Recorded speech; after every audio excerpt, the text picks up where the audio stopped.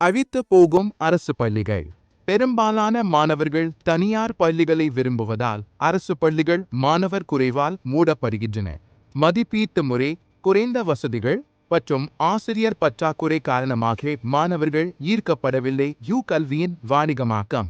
கல்வி ஒரு உரிமை என்பதை விட ஒரு வணிகம் போல காணப்படுகிறது.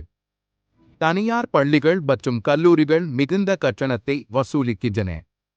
மாணவர்களுக்கு மன அழுத்தம், தேர்வுகளின் அழுத்தம், பெற்றோர் எதிர்பார்ப்பு மற்றும் எதிர்கால குழப்பம் காரணமாக மாணவர்கள் மன அழுத்தத்திற்கு உள்ளாகிறார்கள். இது சில சமயம் தற்கொலைக்கு கொண்டு போகும் நிலையை உருவாக்குகிறது. தொழில்நுட்ப குறைபாடு.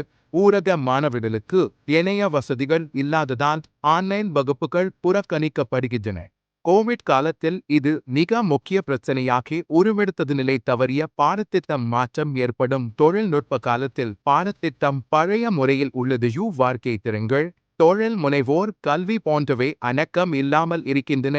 கல்வியில் பாலின சமத்துவம். சில இடங்களில் இன்னும் பெண்கள் கல்வியில் பின்தங்கியுள்ளனர். திருமணமாக்கம் மற்றும் பாதுகாப்பு பிரச்சனைகள் காரணமாக சிலர் பள்ளிக்கு செல்ல முடியவில்லை.